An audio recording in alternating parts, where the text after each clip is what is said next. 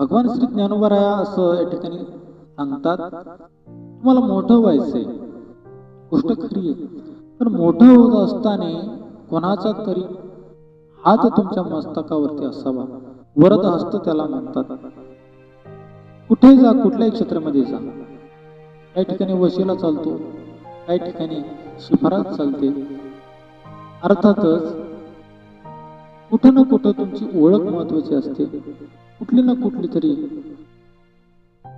कृपा तुमच्यावरती असणं महत्वाचे असते, त्याशिवाय तुम्ही मोठी होऊ शकत नाही. आणि मग माऊलीनंतर ज्ञानेश्वर लिहायचे. आणि श्रीगुरूंचा जर कृपा वरद हस्त त्यांच्या मस्तकी जर नसेल, त्यांच्या डोईवरती जर नसेल, त्यांच्या माथ्यावरती जर नसेल, तर सांगा तुम्ही. माऊली म्हणतात, कितीही मोठा जरी असलो गुरूंच्या कृपेशिवाय नाही.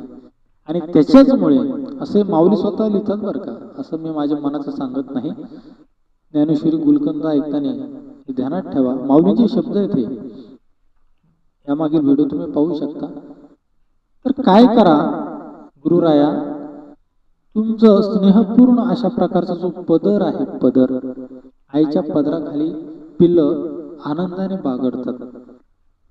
घार जर आली ना, तर कोंबडी आपल्या पिलांना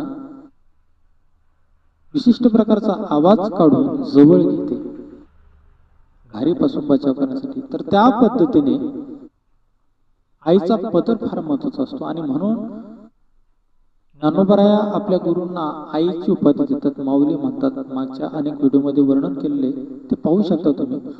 आणि त्या स्नेहपूर्ण अशा पदराखाली मला जर तू घेशील, किंवा तुझा स्नेहपूर्ण प्रेमळ असा पदर माझ्या अंगावरती जर पांघरूशील, तर मला जगामध्ये वाङ्मय रूपाने ज्ञानेश्वरी लिहिण्याचं जे काही कार्य करायचंय, ब्रह्मविद्या आणि त्याचं जे काही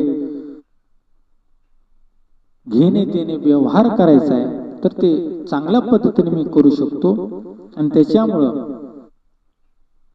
आपली कृपादृष्टी असावी. माऊली गोड वर्णन करतात, तू आपुलेने स्नेह पल्लवे माते पांघरविशील सदैवे, तरी आताच हे आघवे निर्मीन माये. हे जर तू केलंस, स्नेहाचा पदर जर मला दिलास, माझ्या अंगावरती पांघरवलंस, तर लगेचच्या लगेच हे सुफळ संपन्न होईल. आणि त्याच्यामुळं गुरुराया, तुझी कृपादृष्टी मला दे. गुरुमाई, तुझी कृपा माझ्यावरती असू दे, असं माऊली म्हणतात.